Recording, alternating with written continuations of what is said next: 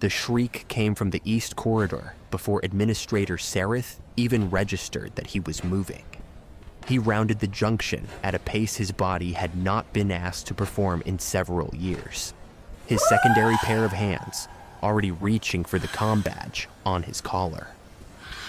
The east corridor fed into the primary learning cluster of Korveth Station's youth education wing, and at this hour, it should have been empty of students. Morning instruction was underway. Every registered juvenile should have been in a classroom. They were not. 7 of them stood in a loose crescent at the far end of the corridor, where the lockers met the observation window that looked out on the docking ring below. 7 Thekari juveniles, which meant 7 sets of arms in various postures of display and aggression.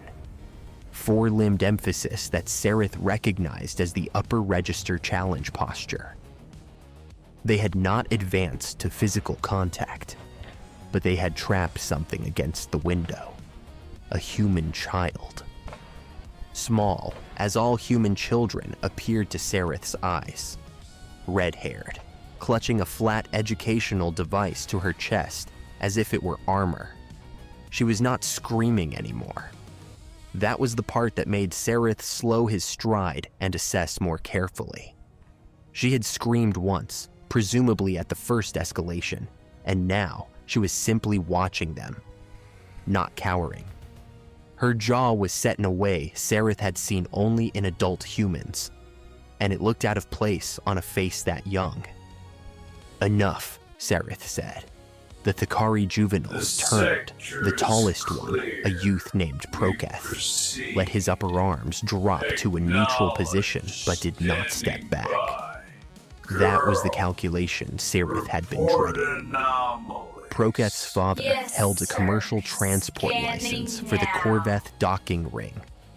His family paid more in station fees per quarter than Sereth's entire administrative department cost to operate. We were not doing anything, Proketh said. You were doing something, the human girl said, and her voice did not shake. Sereth pressed the comm badge. He did not call security first. He called the human liaison office because he had been administrator of this wing for 11 years, and he had learned, slowly and sometimes painfully, that the fastest way to create a crisis was to handle a human child's distress without involving a human adult. This is Sereth in the education wing. I need the duty officer for the human contingent, Corridor 7 East. Now, please. The duty officer for the human contingent was that morning Gunnery Sergeant Dax Reeves. He was not supposed to be the duty officer. He was supposed to be running a perimeter check on the secondary docking collar. A task that required exactly the kind of focused attention that prevented him from thinking about things, like the fact that his daughter had been telling him for 3 weeks that she did not want to go to school anymore. She had not told him why. Petra was 9 years old, and she had already learned, somewhere in the process of moving between 7 postings with a single parent, that saying something is wrong only works if the person you tell has the power to fix it. The comm crackled. He heard Sereth's voice, flat and administrative, trying to sound calm. Dax was already walking before the message finished. The education wing was 4 minutes from the docking collar at a normal pace. He covered it in 2, not running, because running in a station corridor during a civilian incident was how you turned a tense situation into a panicked one. He moved at the pace his drill instructor had once called the fastest walk a Marine owns, which was a real thing and not a figure of speech. A controlled forward lean at the edge of a jog that covered ground without signaling alarm. He heard voices before he reached the junction. He came around the corner and saw his daughter standing against the observation window with 7 Thekari kids arranged in front of her, and one small Vosi administrator positioned between them with his arms spread in a gesture that was doing precisely nothing to resolve the standoff. Petra saw him. Her expression did not change. She did not run to him or call out to him. She just held his gaze for a moment in a way that communicated without words, that she had been waiting for exactly this and that she did not intend to need rescuing. He noted that. He noted it the same way he noted anything worth remembering. Once cleanly filed away. "I've got it from here," he said to Sereth. He did not say it loudly. He said it at the volume of a man who expects to be heard, which is different from the volume of a man who wants to be impressive. Sereth stepped to the side with visible relief. Dax stopped 3 paces from the line of Thekari juveniles. He looked at them the same way he would look at anything worth assessing. Not a threat, but a problem set. 7 young males, upper arms in challenge posture, lower arms loose, no objects in any hand. One of them was larger than the others by a significant margin, probably the social anchor. The others would mirror his energy. Hold your positions. "Step back," Control Dax your said. instincts. Not a request, not a The threat. objective is Just the shape close. of an Do instruction not given by someone who had engage. learned through approximately 400 repetitions in his career what the It's appropriate all right, volume and Petra. cadence for a direct instruction in a tense corridor We'll get actually through sounded like. this. The large one, the one with the loose stance, who was probably Proketh, tipped his upper right arm in a gesture that Dax recognized from the station's alien relations briefing as something roughly equivalent to "and who are you?" "I'm her father," Dax said. "Step back." The Thekari juveniles stepped back. Not because Dax was frightening, because the way he said it left no grammatical space for a counteroffer. He walked past them, which was deliberate, and crouched to Petra's level. "You hurt?" he asked. "No," she said. "Did they touch you?" "Not yet." He heard that "yet" very clearly. "Okay," he said. He put a hand on her shoulder for exactly 2 seconds, which was the amount of time it took to communicate that he was present and calm, and that the situation was now his problem, without it becoming something that the 7 witnesses behind him could describe as emotional or unsteady. Then he stood up. He looked at Sereth. "I need a room," he said. "Private, and I need a contact number for the parents of each of these kids before I leave today." Sereth provided the room. It was a small conference space near the administrative cluster, with a single table and chairs scaled for multiple species, which meant some of them were awkward for a human-shaped body, and all of them were awkward for Thekari proportions. Dax did not care about the chairs. He stood. He sent Petra to wait in the outer office with Sereth's assistant, a young Vosi named Tolchev, who kept a collection of small puzzle objects on her desk, and was clearly unused to children, but was making a sincere effort to be welcoming. He watched his daughter settle into the chair across from Tolchev and pick up one of the puzzle objects with the careful, exploratory focus she brought to anything mechanical. And he allowed himself one moment of what he recognized as relief before he turned back to the problem.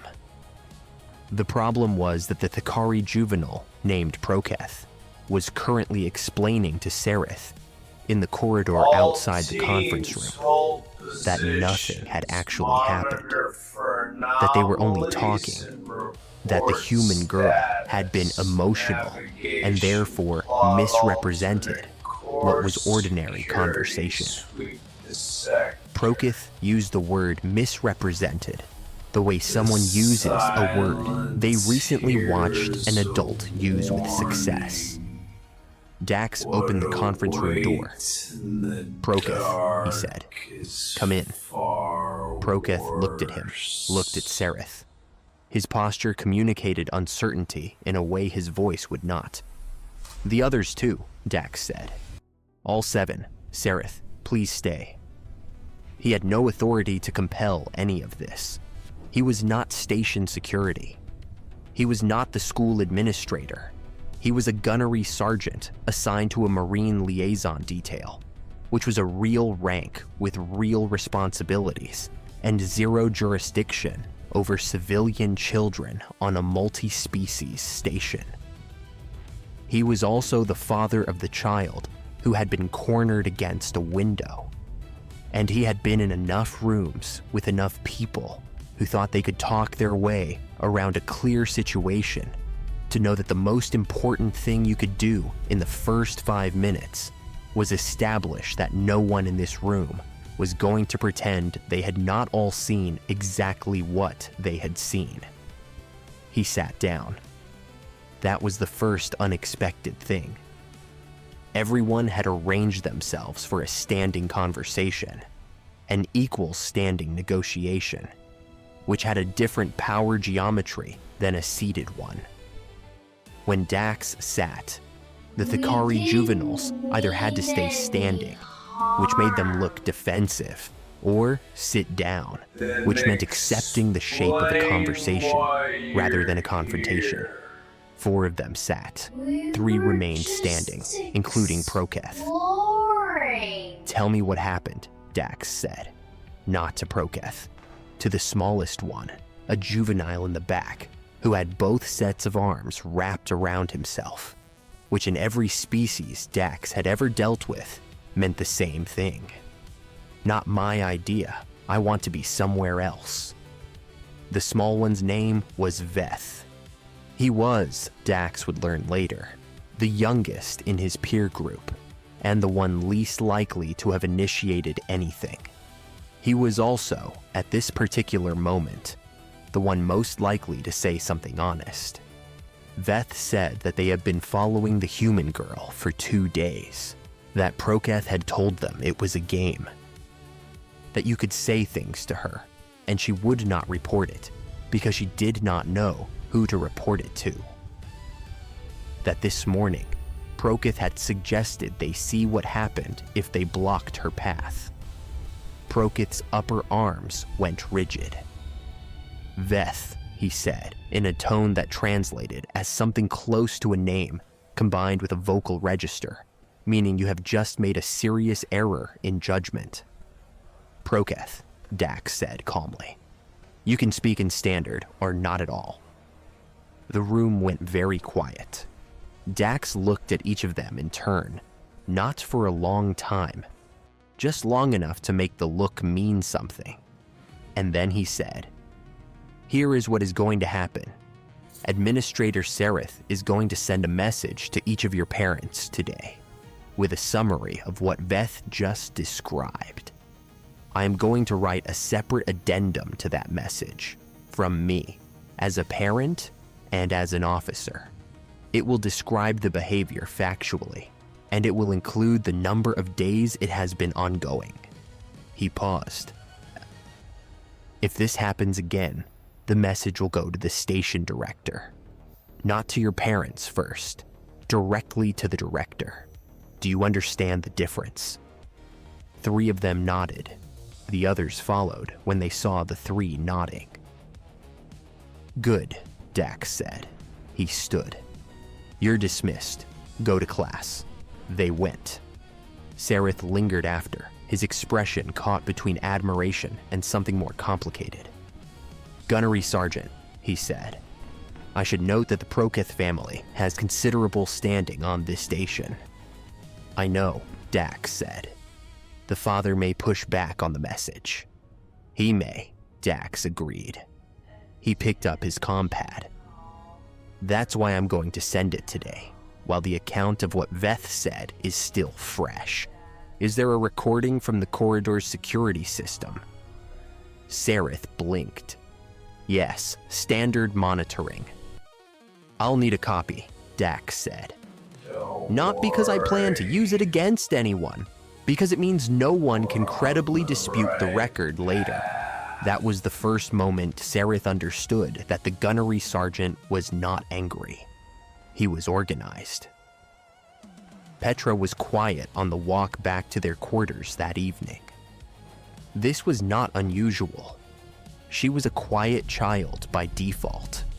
Had been since she was small enough to fall asleep in the back of base transport vehicles, and Dax had learned to read quiet the way other parents read noise. This was the quiet of someone who was thinking rather than hurting, which was an improvement over the 3 weeks prior. You didn't yell at them, she said. No, he said. Why not? He thought about how to answer that honestly without it becoming a lesson, because she was 9, and lessons were for when a person asked to be taught something, and she had not asked to be taught. She had asked why. Because yelling is for when you need to move people fast, he said. We didn't need to move fast. We needed them to hear something. She thought about that. Did it work? She asked. We'll see, he said. The message from Proketh's father arrived the following morning. It was addressed to the station director, with a copy to Sareth's supervisory board, and a separate note to the Marine Liaison Office's commanding officer. It described Dax's conduct in the conference room as threatening and intimidating to juveniles, and suggested that a gunnery sergeant had no appropriate role in matters of student conduct at a civilian educational institution.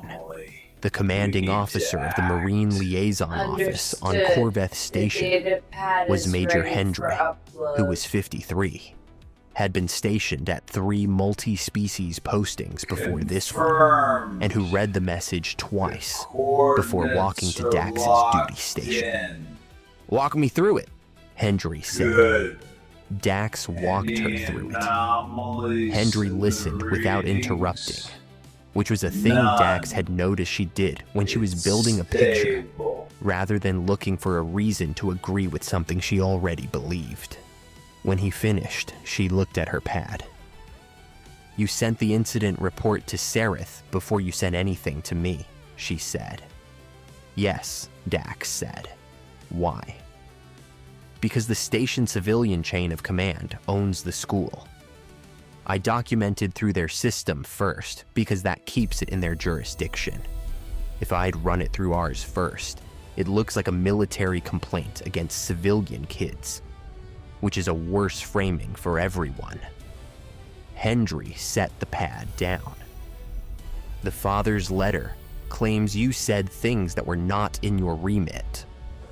I told 7 children that their parents would be notified, and that if it happened again, the director would be notified. Both of those things are true, and both of them are entirely within Sareth's remit, not mine. I was present as a witness and a parent. You sat down before they could, Hendry said.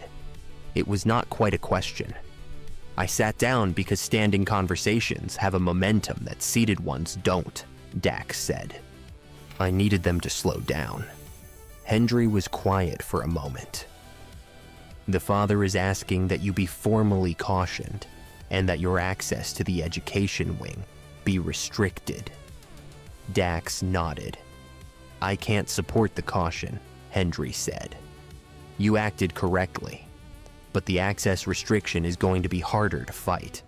The station director doesn't want a grievance from a major commercial license holder. I understand, Dax said. I'm going to push back on the restriction. I may not win. Major, Dax said. Can I ask one thing? Go ahead. Whatever happens with the restriction, I want to make sure the incident report stays active. The behavior Veth described has been going on for 2 weeks. If it continues, I want there to be a paper record from day 1 that shows Sareth was notified.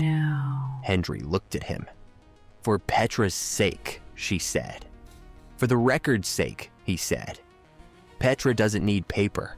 She needs it to stop. Hendry picked up her pad. I'll handle the director, she said. It did not stop, not immediately.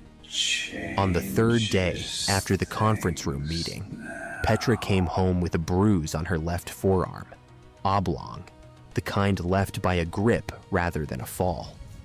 She had not told anyone at school.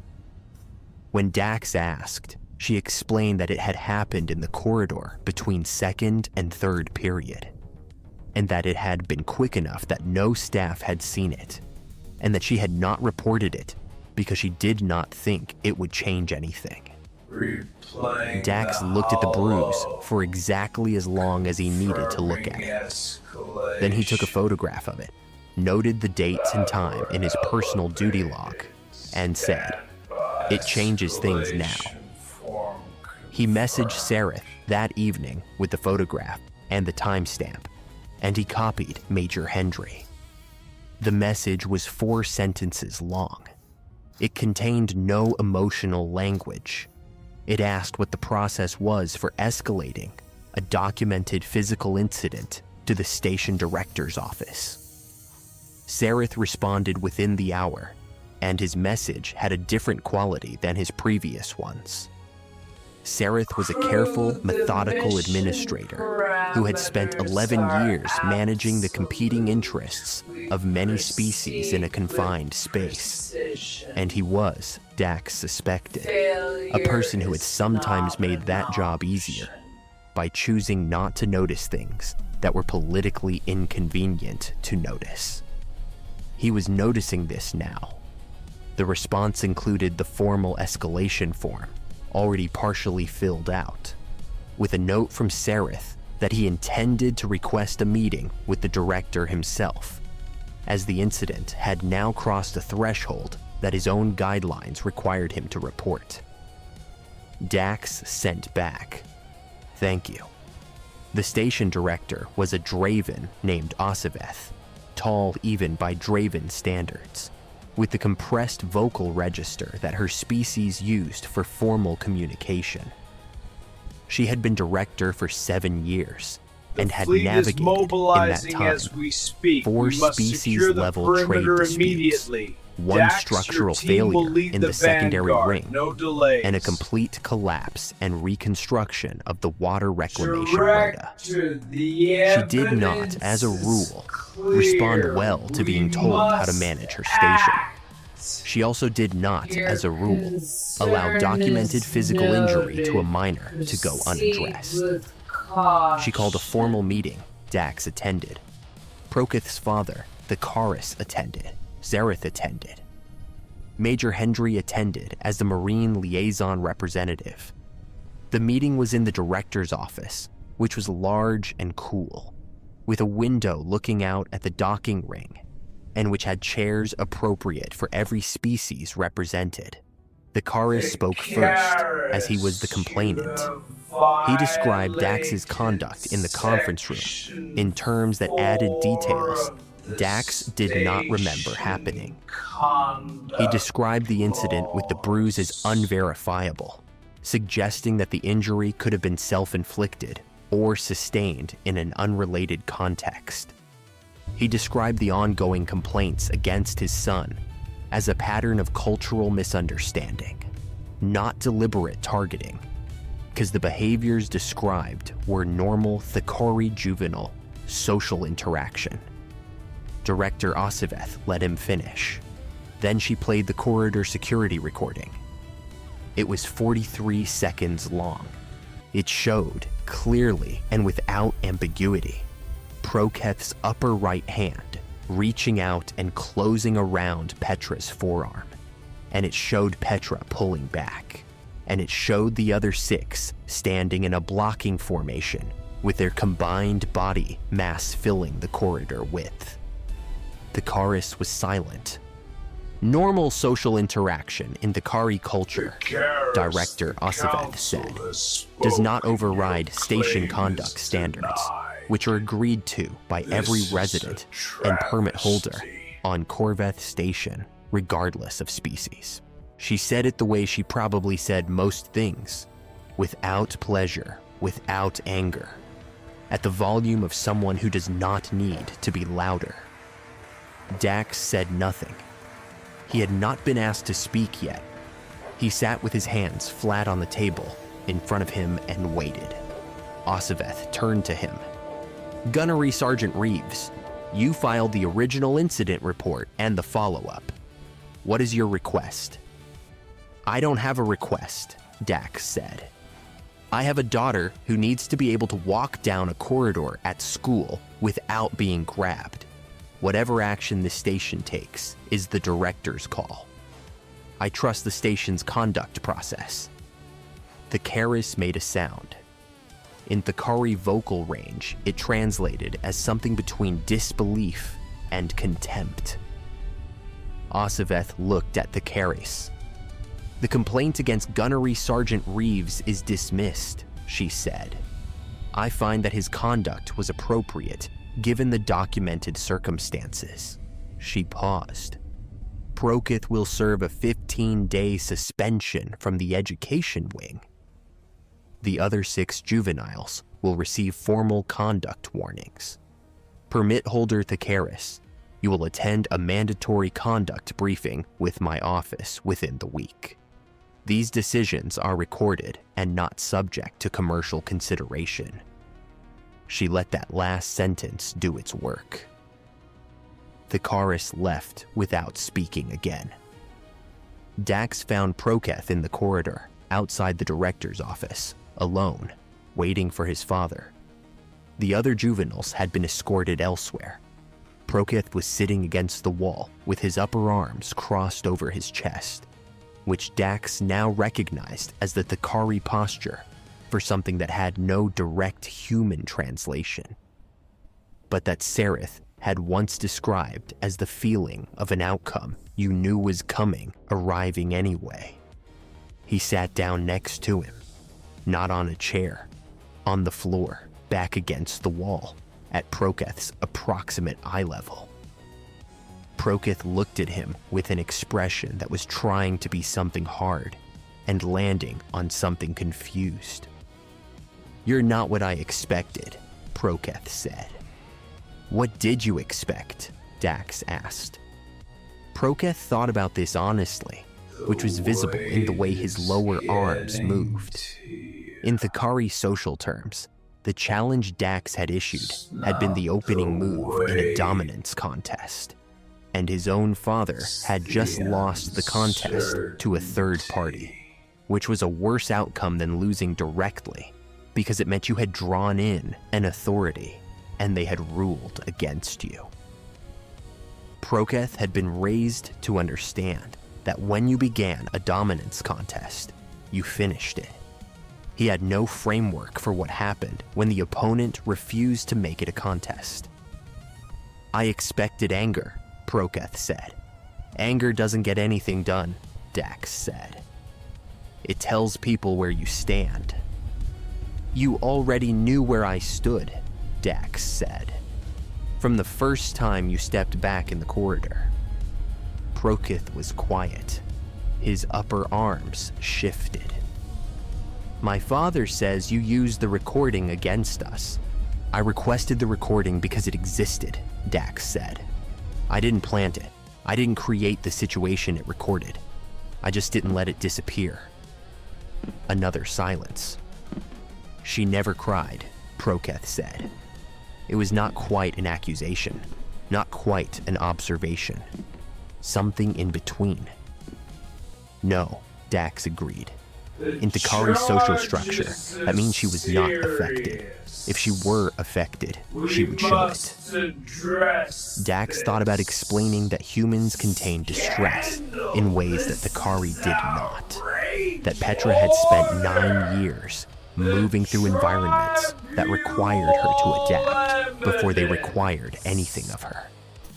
that she had learned not to show vulnerability the same way any creature learned anything, because showing it had not helped.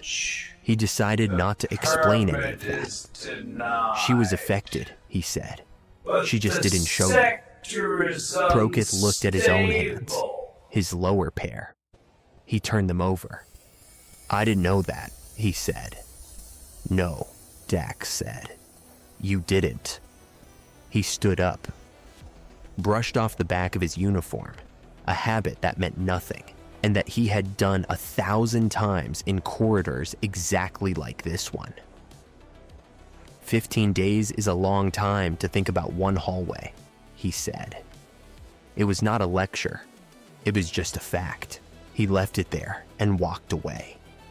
The 15-day suspension was an event on Korveth Station, in the way that formal consequences for prominent families were always events. Loudly denied and quietly noted. Thekari filed 2 additional complaints in the first week, both of which were reviewed and dismissed. He reached out to 2 other permit holders who had children in the education wing, attempting to build support for a formal petition against what he called military interference in civilian education. One of the permit holders declined to participate. The other signed the petition and then removed their signature 4 days later, after their own child described to them what had been done to Petra. The petition went nowhere. What did happen in the second week of the suspension was a small and unremarkable thing that Dax did not find out about until later. Veth, the smallest of the 7, the one who had told the truth in the conference room, approached Petra in the common area outside the learning cluster and sat down across from her. He did not speak immediately. He moved one of her educational puzzle pieces from one side of the table to the other. She moved one of her own in response. They played a version of a tile-sliding game she knew, and he knew differently, each of them teaching the other the rules by demonstration, and at no point did either of them say anything about the corridor. Sereth's assistant Tolchev saw it from across the room and mentioned it to Sereth, who mentioned it to Dax in the same message, where he forwarded the formal resolution notice. Dax read that part twice. The day Korveth returned from suspension, he walked to class through the East Corridor, the same corridor where all of this had started, and he passed Petra at the lockers. He stopped. She looked at him. He had spent 15 days in a version of social isolation that Dax suspected was more uncomfortable for him than it would have been for a human child, because the Thekari juveniles were not designed for extended solitude. Their social architecture was continuous, layered, group-oriented in a way that made 15 days without peer contact genuinely difficult rather than simply inconvenient. He also appeared to have spent some portion of those 15 days on the station library's public database, because what he said when he stopped in front of Petra at the lockers was this: I read about what Marine means in your language for your people. Petra looked at him. And, she said, it means something harder than I thought, Korveth said. He walked to class. Petra watched him go. Then she looked down at her educational device and continued on her own way. And she did not mention it to Dax when she got home that evening. He did not find out about it until the following week, when Sereth, who apparently noticed everything in his wing and always had, included it in an administrative memo that was really a very detailed account of the social climate of the East Corridor. Dax read the memo at his desk at the end of a duty day, in the quiet of the Marine Liaison office after Hendry had gone home and the administrative station was empty. He read it twice, the way he had read the note about Veth and the tiles, He did not show it to Petra.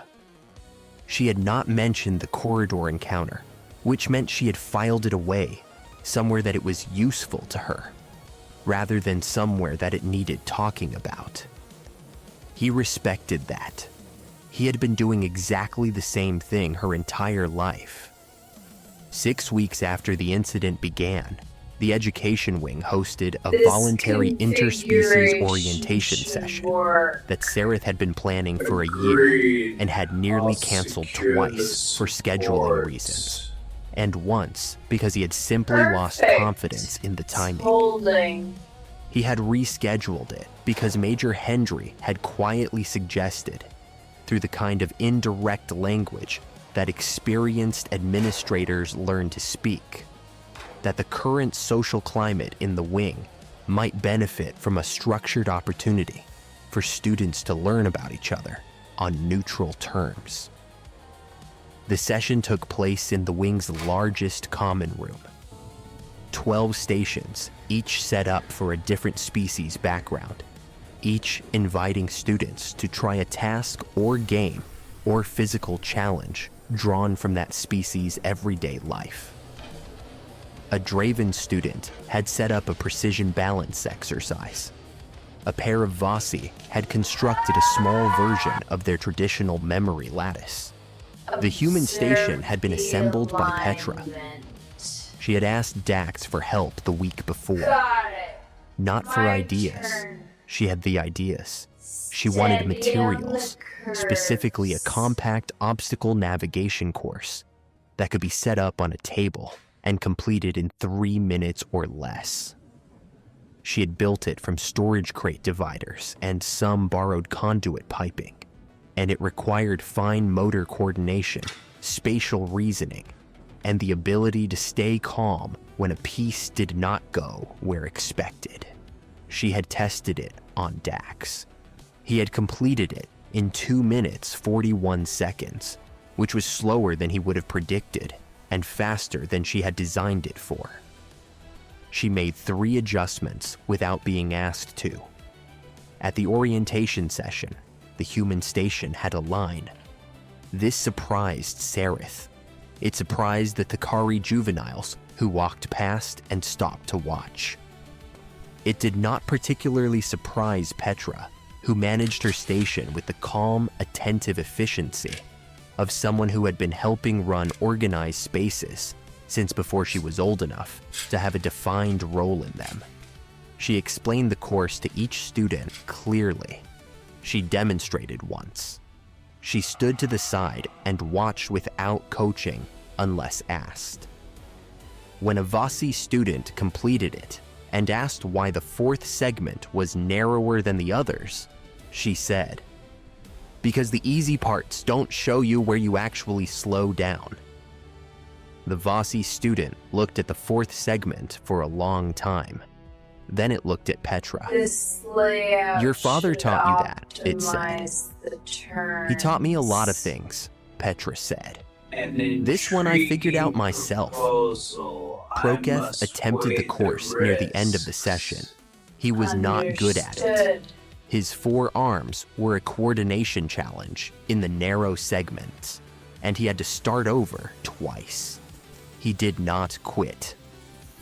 He finished on his 3rd attempt, slower than most of the other students, but with a posture that Dax, watching from near the door, where he had positioned himself as informal session security, recognized as the Thekari equivalent of earned satisfaction. Proketh walked away from the station without speaking to Petra. Halfway down the room, he turned back. "Same course tomorrow?" he asked. "I'm not keeping it up," Petra said, "but I can draw you the layout if you want to build one." She said it the way someone says a thing that is simply true and available. Not warm, not cold, just open. Proketh considered this. His upper arms shifted to a neutral position that Dax had learned to recognize as genuine consideration rather than social performance. "All right," Proketh said. Major Hendry found Dax at the end of the session after the students had cleared out, and Sareth was quietly cataloging the equipment returns. "The director sent me a note," Hendry said. "She wants to commend you for the incident management, formally, on the record." "I'd rather it stayed informal," Dax said. Hendry looked at him. "You handled everything correctly," she said. "Most parents in your position would have come in loud and made it worse. Most parents in my position don't have a job where losing your temper has a body count," Dax said. It was the closest thing to a joke he had made about any of this. Hendry did not laugh, but the corner of her mouth moved slightly. "I'll pass your preference back to the director.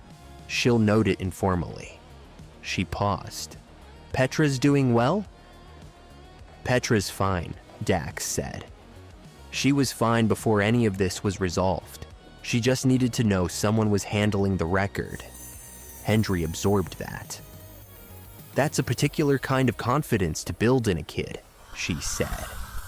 "It's the same confidence I'd want anyone to have in me," Dax said. "If I'm the one keeping the record gets kept."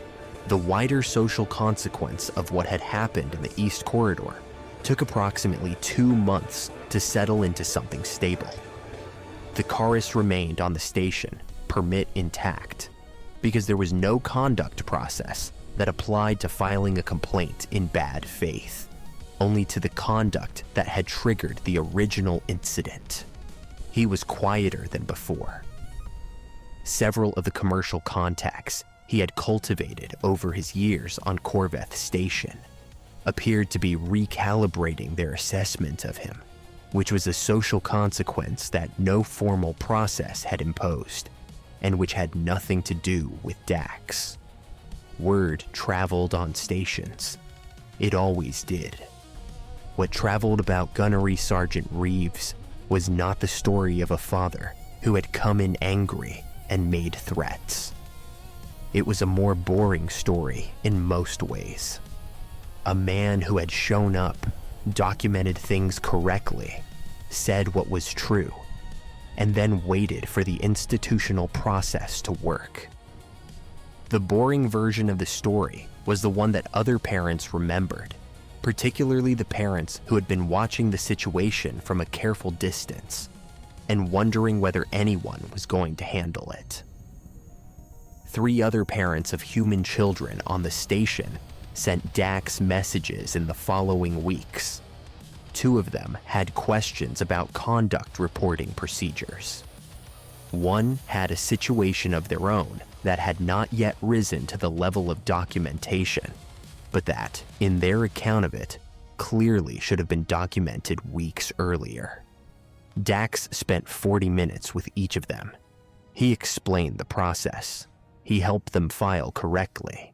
He did not tell them what outcomes to expect, because he did not know.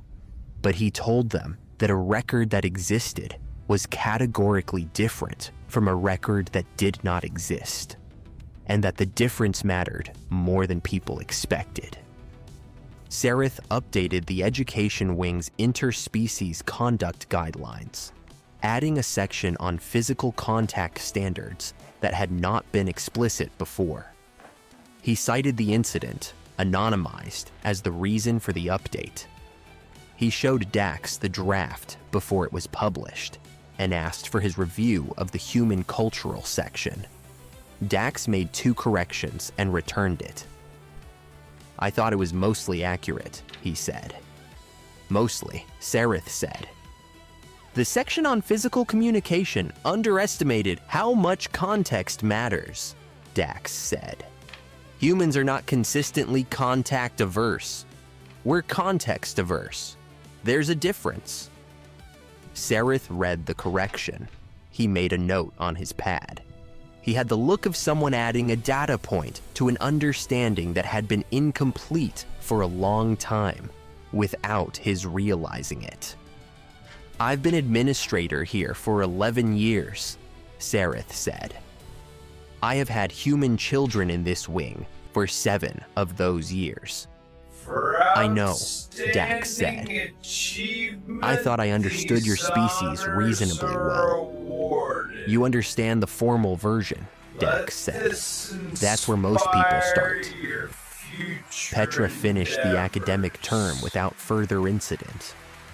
She did not become close friends with Korveth. They were not that, and no one pretended they were. What they were was two students who occasionally sat near each other in the common area, and sometimes spoke and sometimes did not, which on Korveth Station was a measurable improvement over what they had been 2 months earlier. Veth became something closer to a friend in the careful, intermittent way that suited both of them. He was quiet. She was quiet. They had discovered a shared preference for structural puzzles and an ability to work alongside each other without requiring constant interaction. Tolchev, who had started it all by having puzzle objects on her desk, was reportedly pleased in a way she had not known how to articulate. At the end of term assembly, the education wing's student honors were announced. Petra did not receive one. She had not been enrolled long enough to qualify, and her academic performance, while solid, was not exceptional. She sat in the third row and listened while other students were named, and her expression was the same expression she always wore: present, attentive. Not particularly impressed or disappointed by any of it. Afterward, in the corridor, Korveth passed her. Next term, he said, without stopping, without looking back. She watched him go. Then she sent Dax a message that said, "Done, coming home." He replied, "Good, I'll cook." She replied, "Not the protein packs." He replied, "I make no promises." She replied with a period, which was her version of an emotionally resonant sign-off, and he pocketed the compad and stood up from his desk and went to cook something that was not protein packs. In the months that followed, a small thing happened in the education wing that had no formal record. The Thekari juvenile peer group in the middle cohort began slowly and without announcement to include a wider range of social interaction types in their daily routine. This was noticed by Sereth and attributed in his informal notes to the conduct update and the orientation session. It was also, separately, attributed by Tolchev to Veth, who had apparently spent some of his social credit explaining to his peer group, in terms they found credible, that the human girl did not show distress in ways they recognized, but that the absence of visible distress was not the same as the absence of distress. That was a reasonably sophisticated observation for a juvenile to make. Sereth included it in his notes. Dax never saw those notes. What he saw was that Petra walked to class in the morning without looking at the corridor, as if it were something to be navigated. That was enough. That was, in fact, exactly the amount of outcome he had been working toward from the beginning. Not victory, not apology, not acknowledgement from anyone. Just a hallway that was a hallway again. The thing about a Marine, the real thing, the thing that did not show up in the station library's database entry that Korveth had read during his suspension, was not the training or the rank structure or even the discipline, though those things were real and present and mattered. The real thing was a particular relationship with time and consequence. A Marine learned through extended and often miserable practice that the interval between an action and its effect was not empty. It was where the work happened. It was where the record got kept, where the documentation got filed, where the preparation that everyone assumed was preparation, but that was actually the job itself, got quietly done. Dax had spent 17 years learning that the crisis moment was the easy part. Anyone could respond to a crisis. The hard part was the 11 days of correct documentation and the careful message to the right administrator and the sitting on the floor next to the kid who had made a mistake, not to humiliate him, but to let him understand that an outcome had arrived and that someone had been awake and paying attention the entire time it was building. Petra had grown up watching that. She had grown up in the intervals, in the quiet after deployments, and the careful unpacking of new postings, and the meals that were not protein packs when there was time to make them something else.